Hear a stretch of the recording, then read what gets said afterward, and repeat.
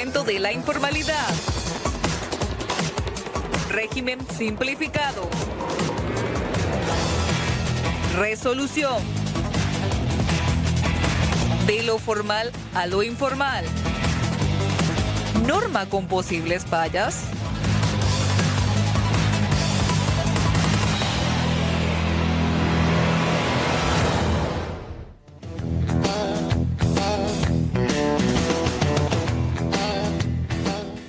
(19:06). Bienvenidos, bienvenidas a Puntos de Vista. Gracias por estar del otro lado acompañándonos y por sobre todo permitirnos llegar hasta sus hogares con la información política del momento.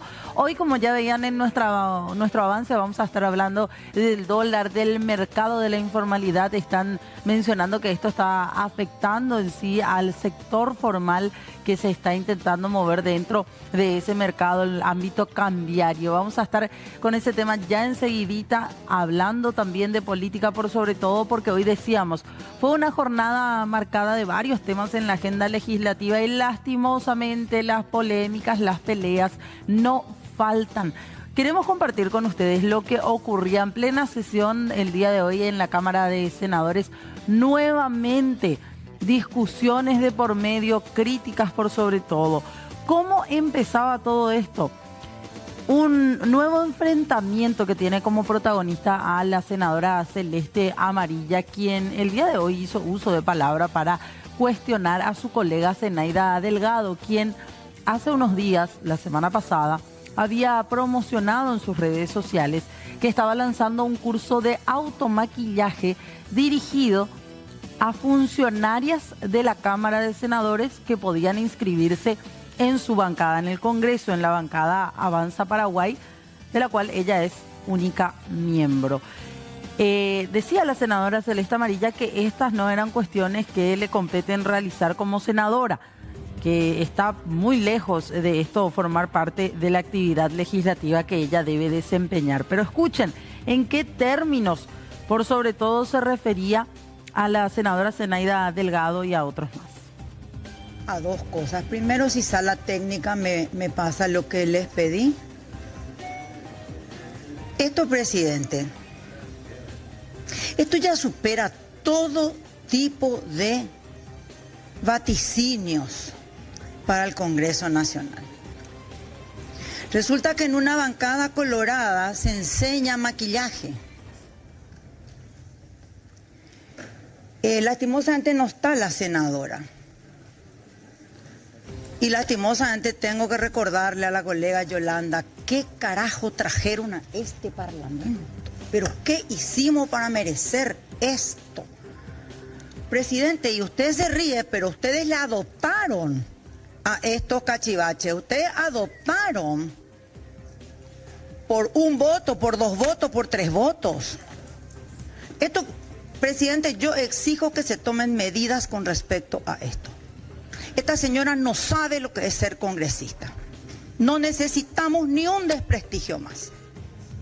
Ella está en un lugar donde en su puta vida soñó llegar.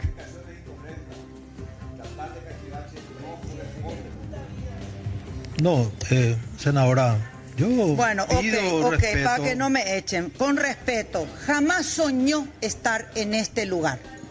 No sabe lo que es trabajar y militar para llegar a este lugar y ahora va a enseñar maquillaje acá. Presidente, yo solicito que se le dé a este Congreso la seriedad que debería tener y que con esto no puede jactarse. Y ahora me voy a... Obviamente esto recibió rápidamente la respuesta de la senadora Zenaida Delgado, quien pidió nuevamente a sus colegas que se sancione por este tipo de términos. Específicamente ella se ofendió porque Celeste Amarilla la llamó cachivache. Buenos días, colegas, buenos días. Con relación a lo que me estaba mencionando aquí la colega y la señora Celeste Amarilla, es solamente lo que yo hice fue por el mes de la mujer, pero no para hacerlo en la bancada, era para inscribirse a las que estaban interesadas, pero iba a ser en otro lugar. Y que quede claro que lo estoy pagando de mi bolsillo. Eso por un lado. y es por el mes de la mujer, porque toda mujer tiene derecho a estar hermosa. Y era para las limpiadoras y para todas las que querían ponerse lindas. Pero como ella es tan egoísta y que ella nomás quiere ser todo, pero bueno, dejo ahí. Otra cosa, señor presidente, quiero que se aplique el código de ética porque me llamó cachivache. Todos merecemos respeto. Quiero que se aplique el código de ética. Gracias, presidente. Bueno, ahí está, estaba pidiendo nuevamente Zenaida Delgado una sanción para Celeste Amarilla. Esto se suma a pedidos de otros miembros también de la bancada oficialista de Honor Colorado, como Antonio Barrios, quien la semana pasada también quedó sumamente ofendido por los dichos de la propia Celeste, que según dicen ellos nuevamente los ofendió al llamarles perros, mayordomos, porteros de Horacio Cartes. Aquellas palabras fueron también las que generaron roncha y esto viene a sumarse a esa serie de críticas, de cuestionamientos y de pedido de sanción. A ver cómo termina todo esto respecto a la figura de la senadora del PLRA. ¿Qué decía el presidente del Congreso? Y después también retrucaba nuevamente Celeste Amarilla esto que ocurría en plena sesión del Senado esta mañana. Yo decía y hablaba de discriminación. Entonces, si nosotros nos tratamos de perros, de pillos, de peajeros, de chinitos, etcétera, etcétera, entonces nosotros estamos disminuyendo la calidad del debate.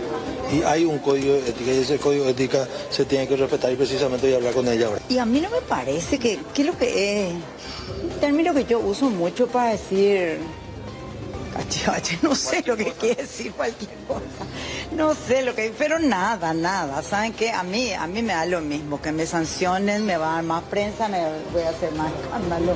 A ver, ya me sancionaron una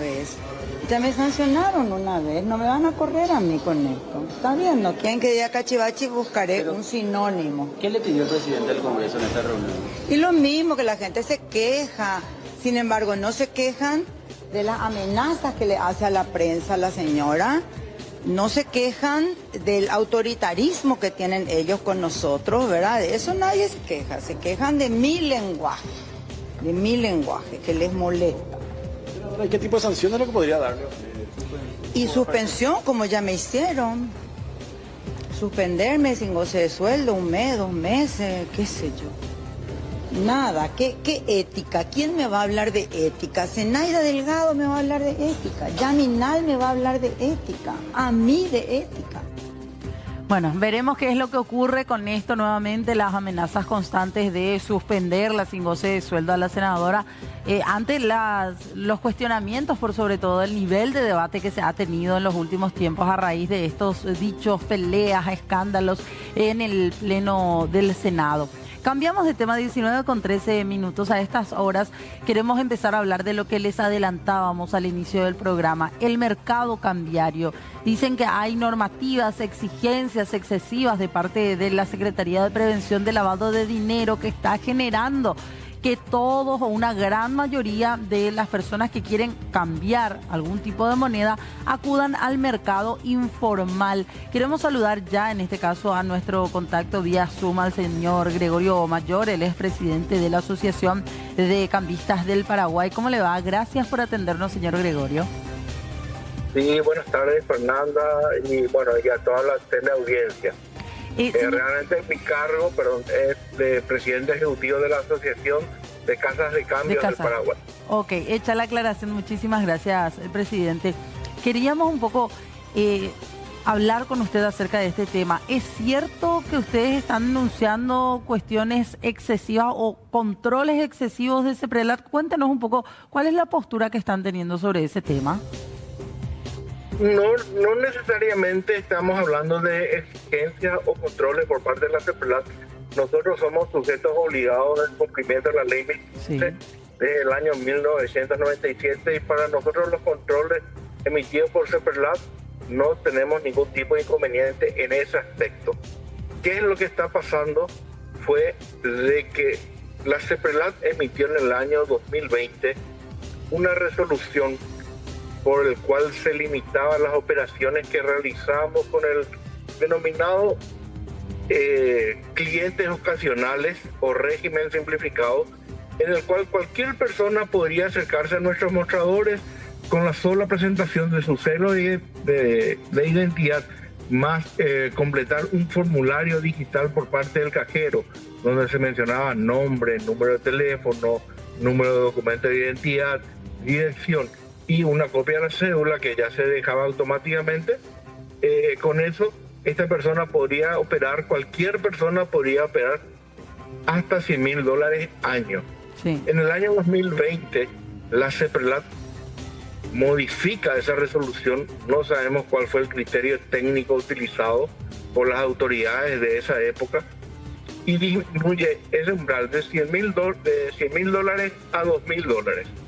Posteriormente, la Asociación de Casas de Cambio empezamos a hacer un fuerte lobby ante CEPRELAT y vuelve a aumentar ese umbral de $2.000 a $17.000, que es lo que hoy estamos teniendo.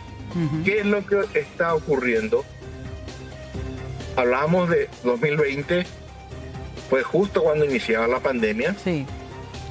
¿Verdad? Posteriormente se tuvo la pandemia en sí, toda la economía mundial parada, y a partir del año 2023, en el cual ya se levantaron todas las medidas preventivas por parte de que se habían emitido durante la pandemia, más también ya una economía floreciente, tanto la economía paraguaya como la economía a nivel mundial, ese monto quedó totalmente desfasado con respecto al volumen de operaciones que nosotros estábamos realizando antes de la época de la pandemia. ¿Qué era de cuánto, presidente, antes de la pandemia? Y nosotros estábamos operando, o sea, básicamente no tengo acá los datos a mano, pero sí le puedo hacer llegar el estudio que habíamos presentado en su momento. Pero sí, lo que sí le puedo comentar es de que la migración que se tuvo por este tema de los $17.000 del sector formal al sector informal fue de alrededor del 86%. O sea, haciéndolo en términos simples, presidente, el 86% de los clientes que ustedes tenían antes fueron todos al sector informal. El 86% del volumen de nuestras operaciones migraron al sector formal. Porque ¿qué implica el tema de superar ese umbral de $17.000? Implica que Fernanda, ¿verdad? Que siempre se va a realizar una operación de cambio en alguna casa de cambio de su preferencia. Al llegar a ese volumen, ¿verdad? La casa de cambio le va a avisar a Fernanda, sabe que a partir de este momento no puede realizar con nosotros la operación de cambio hasta tanto nos traiga los documentos de respaldo que justifican el origen de los fondos. Claro. Entonces, ¿qué pasa con Fernanda? Se da la vuelta, se retira nuestro mostrador y va y realiza la operación de cambio en el sector informal, con cualquier cambista de la calle o lo que sea. Entonces, es por eso de que nosotros estamos alertando de esta informalidad, de la migración del volumen de operaciones de cambio que antes se realizaban dentro de nuestro sector, han migrado al sector informal. Nosotros le hemos presentado a la CEPRELAT, que es el órgano regulador en materia de prevención de lavado de activos, un estudio que habíamos efectuado justamente alertando de la migración de la migración de las operaciones a la informalidad. La CEPRELAT, en ese momento nosotros consideramos como asociación, con un buen criterio técnico, solicitó el apoyo y la cooperación de la Superintendencia de Bancos del Banco Central del Paraguay a fin de que elaboren también ellos un estudio técnico a fin de analizar y evaluar la factibilidad de lo que nosotros estábamos solicitando con los datos que nosotros estábamos presentando. Y eso fue en el mes de noviembre del 2023. Hoy, mes de marzo de 2025, la CEPRELAT nunca tuvo retorno por parte de la Superintendencia de Bancos o Banco Central, como quieran llamarlo, de ese estudio técnico. ¿Qué es lo que pasa? El grado de informalidad continúa aumentando. Entonces, esto crea una migración bastante importante. No podemos también dejar de desconocer que los corredores de cambio, lo que lo vemos día a día en la calle operando, ellos son sujetos supervisados por el Banco Central del Paraguay. ellos están obligados, de acuerdo a la ley 2794, a emitir una factura. Yo particularmente nunca he visto una factura que haya sido emitida por un corredor de cambio de la calle. ¿Y el BCP controla realmente, presidente? Bueno, para que tengan una idea cómo está la situación, dentro de lo que establece la ley 2794, habla de un registro manejado por el Banco Central del Paraguay, donde tienen que inscribirse todas las personas que se dediquen a realizar operaciones de cambio en la vía pública. Bueno, y ese registro no hay nadie, no está nadie. Está totalmente vacío, ¿verdad? Y nosotros sabemos y estamos en conocimiento de que en el año 2019 el Banco Central del Paraguay, con el apoyo de la SEDECO y de la Policía Nacional, habían realizado un censo de las personas que se dedicaban al cambio en la vía pública, y ellas habían ya identificado más de 900 personas. Para que te des cuenta cómo está la simetría hoy de la norma, a nosotros nos permiten operar dentro de un régimen simplificado, que es así como te había hablado del ejemplo, ¿verdad? Con la sola presentación de la cédula de identidad, hasta $10.000, $17.000 año. Los corredores de cambio están autorizados a operar con cualquier persona, porque no se produce identificación de ningún tipo de las operaciones que ellos realizan, hasta $10.000 por día. ¿Qué significa eso? Que este corredor de cambios, que tiene la posibilidad de hacer operaciones $10.000 por día, vamos a decir que solamente haga ese monto por 24 días de trabajo en el mes, son $240.000. Y si hacemos ese dato, lo extendemos a un año, estamos hablando de que un corredor de cambio puede realizar operaciones sin ningún tipo de trazabilidad, sin ningún tipo de conocimiento, ni del origen de los fondos, ni el destino de los fondos que son utilizados por sus clientes, de $2.880.000. Y si multiplicamos ese monto por más de 1.000 corredores de cambio, ya nos podemos darnos o suponer el volumen o el monto de dinero que se estaría manejando sin ningún tipo de control, sin ningún tipo de trazabilidad y sin ningún registro de esas operaciones, ni con quiénes se realiza, ni tampoco podemos conocer hoy el origen de los fondos utilizados por los corredores de cambio. Claro. La informalidad es sinónimo de opacidad, ¿verdad? Y esa opacidad también puede ser un caldo de cultivo de dinero proveniente del dinero sucio, del crimen organizado, del narcotráfico o de cualquier otro tipo de hechos ilícitos que forman parte del catálogo de delitos precedentes del lavado de activos. Yo no digo que todos los corredores de cambios estén dentro de la ilicitud, pero sí la mayoría están dentro de la informalidad. Hoy, a 20 años de que se ha emitido la ley 2794, hay numerosas herramientas tecnológicas que pueden facilitar la formalización de estos corredores de cambio. Nosotros hemos presentado también a la CEPREDAT y también al Banco Central un estudio sectorial de riesgo por el cual los corredores de cambio pasen a ser sujetos obligados de la ley 1015, que ellos empiecen también a registrar sus operaciones, que ellos también empiecen a identificar a sus clientes. Y bueno, no hemos tenido ningún tipo de retorno. Hemos solicitado reuniones con el superintendente de banco sobre este tema en todos estos 16 meses que estamos detrás de esta normativa. Nos recibió una vez el año pasado, en el mes de mayo. Hemos solicitado reuniones con el directorio del Banco Central del Paraguay. Hemos realizado urgimientos para que se realice esa reunión. Nunca hemos tenido retorno por parte del directorio del Banco Central.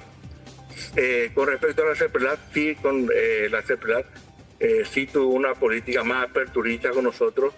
Hemos tenido la oportunidad de reunirnos varias veces con la ministra Liliana Alcaraz, y ella fue bien clara al manifestarnos de que ellos quieren esperar la opinión técnica de la Superintendencia de Banco o del Banco Central con respecto al pedido que hemos realizado.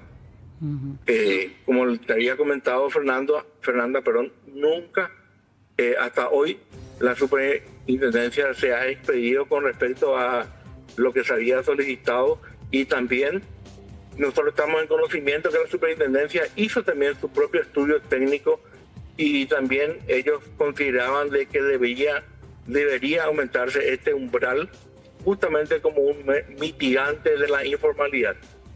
Ahora, presidente, ¿y a cuánto ustedes creen que sería un número considerable del umbral de estas operaciones? ¿Volver a esos 20.000 o aumentarlos teniendo en cuenta nomás la coyuntura económica?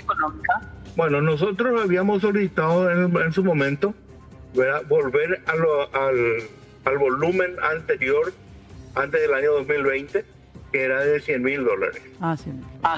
Después habíamos vuelto a presentarle otra vez unos nuevos estudios y estábamos hablando de más o menos, un poquito menos que ese monto.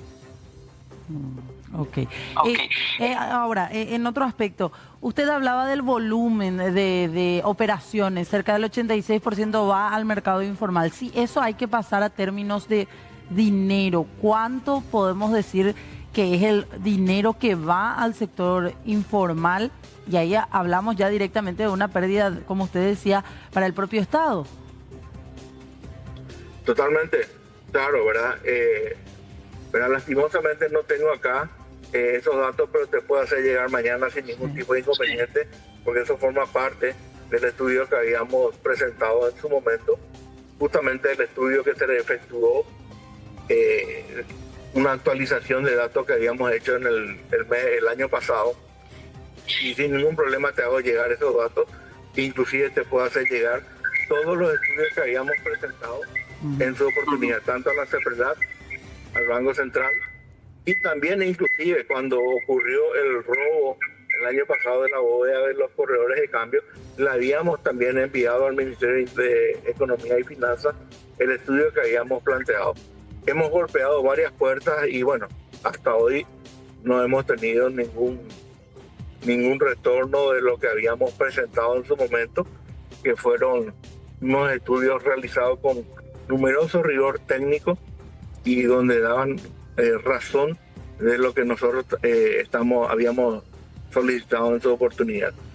Presidente, puede ser que ustedes estén perdiendo, leí un dato, usted me va a decir si es así o no, estén perdiendo más de $800 millones anuales. ¿A esa cifra más o menos podríamos estar llegando o de esos números podríamos estar hablando? Yo creo que sería un poquito más inclusive. Impresionante. Bueno, y vamos a estar atentos entonces, presidente, a las novedades. Esperemos que esto también sea un llamado de atención, por lo menos para mantener esas reuniones que van a ser sumamente importantes con las autoridades, volver a establecer esa mesa de diálogo, por lo menos tener algún tipo de retorno de ellos después de estos informes que ustedes han presentado. Ya ha pasado el tiempo, imaginamos que ahora que más todavía se ha reactivado la economía en comparación a cuando les remitían este informe en el 2023 al BCP, el número, como usted decía, podría llegar a ser mayor incluso, así que es momento de establecer esa mesa de trabajo también con las autoridades de parte de todos ustedes. Así mismo es, Fernanda. Ya hoy nosotros como Asociación de Casas de Cambio, ¿verdad? Estamos esperando una respuesta positiva o negativa de la CEPRELAT, porque la CEPRELAT debe cumplir con su obligación legal, porque es el organismo encargado de regular todo lo relacionado a prevención de lavado de activos, y creemos de que ya debería asumir entonces esta responsabilidad, emitir esa norma, y a lo mejor ya sin escuchar la opinión de la superintendencia de bancos. Como te digo, son 16 meses, creo que ya era un tiempo más que suficiente para que puedan expedirse, y bueno, que se expida en forma positiva a lo que habíamos planteado o en forma negativa. Y si se piden en forma negativa, y bueno, por lo visto las autoridades están conformes con que continúe la informalidad en nuestro mercado. Totalmente, ese va a ser más o menos el mensaje que van a estar dando si así lo deciden. Don Gregorio, le agradecemos muchísimo por este contacto y por su tiempo, muy amable. Muchísimas gracias, así como yo me comprometo a hacerle llegar los estudios técnicos, claro, para que ustedes también puedan tener a su disposición, puedan leer los argumentos técnicos que se han presentado, puedan conocerlo, el volumen y las cifras que le hemos hecho llegar tanto a la CEPRELAT como a la Superintendencia de Bancos. Y bueno, Hoy ya como asociación ya solamente queremos que nos digan si es factible el aumento a este umbral o no hay aumento del umbral, y bueno, que continuemos entonces dentro del marco de la informalidad. Así es. Bueno, don Gregorio Mayor, muchísimas gracias por estar en contacto con nosotros. Ahí lo escuchábamos al presidente de la Asociación de Casas de Cambios del Paraguay. Vamos a estar ampliando seguramente en otro momento la charla con él para hablar de otros temas sumamente interesantes, de todo lo que significa en sí el mercado cambiario en esta época del año. Vamos a hacer una breve pausa ahora, ya volvemos. Nuevamente en esta jornada, pero en la Cámara de Senadores, los miembros del oficialismo ejercieron una férrea defensa al proceso licitatorio a través del cual Itaipú Binacional logró adquirir más de 330.000 pupitres, los conocidos y tan polémicos como pupitres chinos. Teniendo en cuenta que se trataba de un proyecto o una licitación que muchos denuncian fue direccionada para favorecer a una empresa china, a Camamía S.A., senadores de la oposición, entre ellos el senador Salim Busarquis, presentaron un proyecto en la Cámara de Senadores para instar a Itaipú a parar la adjudicación y todo el proceso de licitación que le beneficiaba a esta empresa para la provisión de pupitres.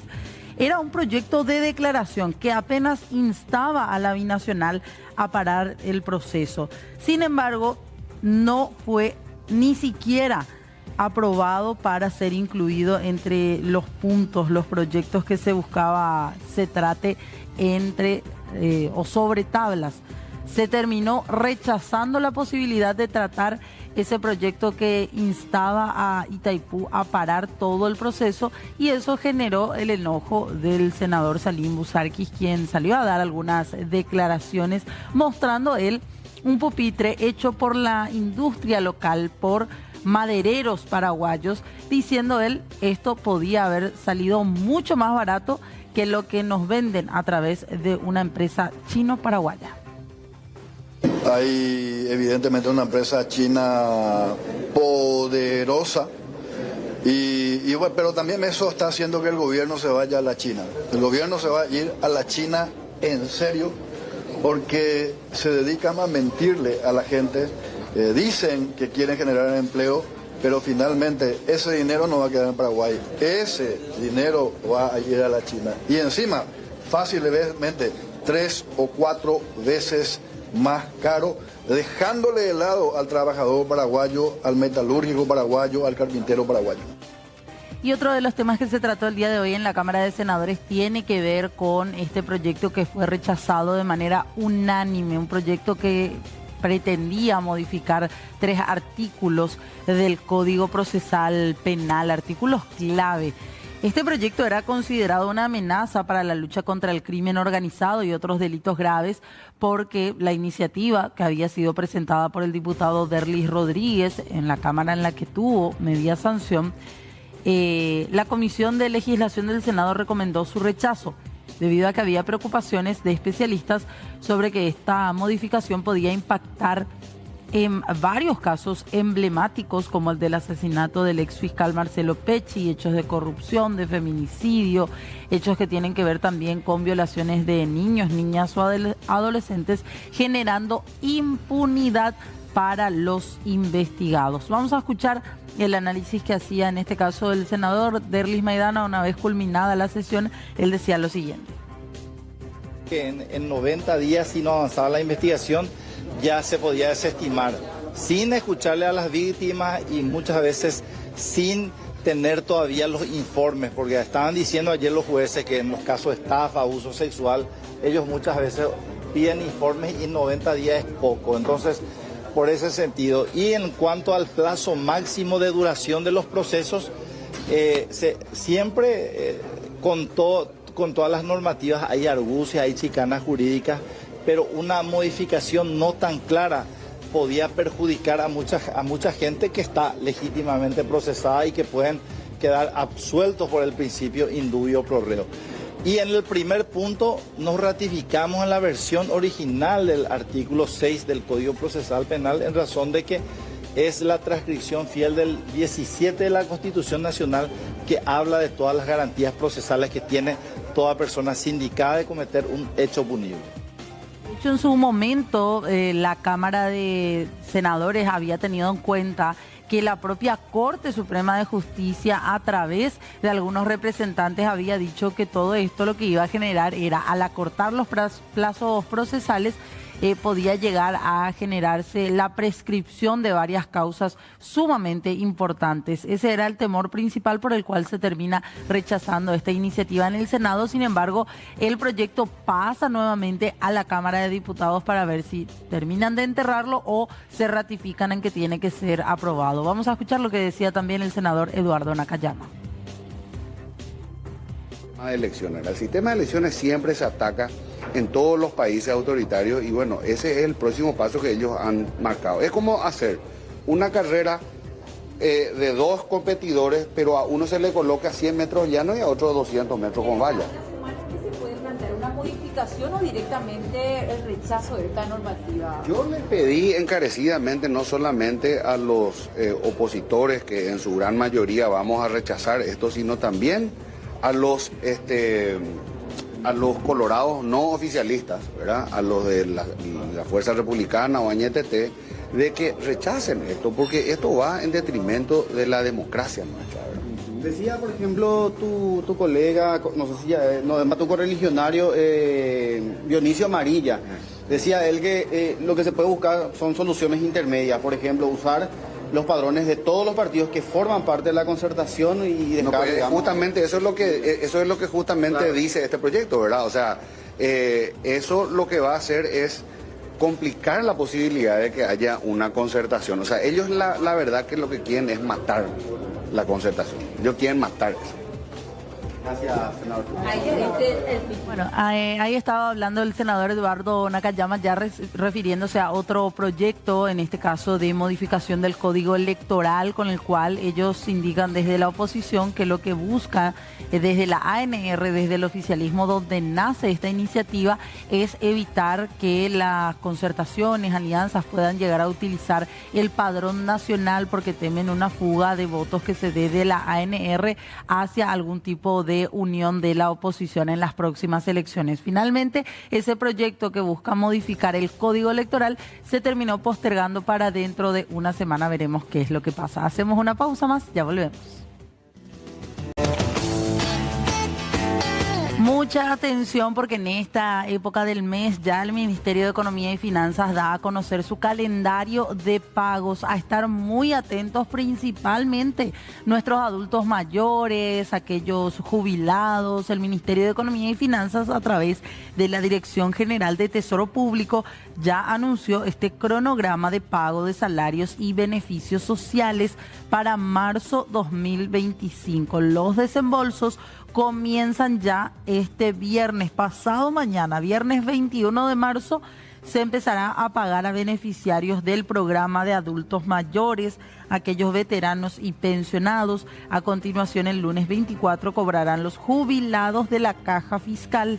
El martes 25 harán lo propio con los salarios del personal administrativo y del Ministerio de Salud Pública. El miércoles 26 será el turno de Fuerzas Públicas, Poder Judicial y Gobernaciones, mientras que el jueves 27 será para el Ministerio de Educación, pago para universidades nacionales, y el viernes 28 abonarán los servicios personales pendientes. Se recuerda que los pagos dependen de la presentación oportuna de las solicitudes de transferencias de los recursos que tienen que realizar las entidades estatales.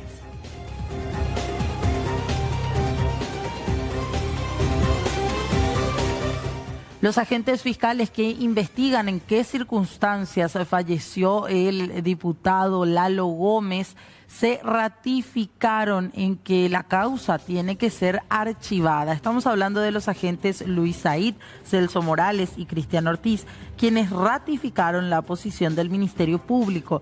Ellos dicen que corresponde desestimar la investigación abierta en su momento por la muerte del entonces diputado Eulalio Gómez durante el allanamiento de su vivienda en Pedro Juan Caballero. El juez interviniente en principio se opuso a archivar la causa, pero ahora se mantiene el pedido del Ministerio Público. Esto tiene que ser enviado nuevamente al juez pertinente.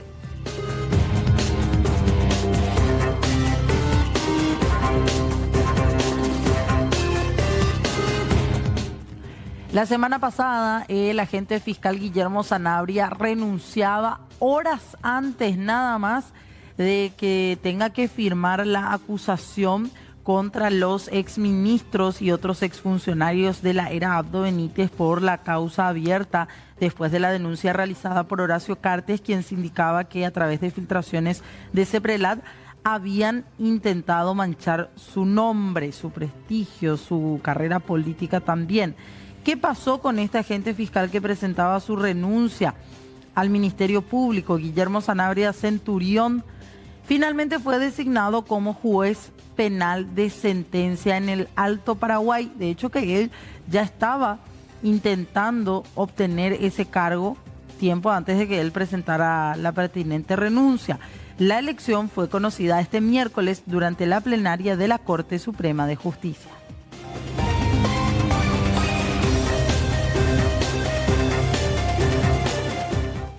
Ya vamos cerrando puntos de vista, tenemos que hacer una pausa más, ya volvemos. Ya vamos cerrando puntos de vista, nos vamos a estar reencontrando mañana, ya esperamos con la presencia de nuestro querido Diego Marini.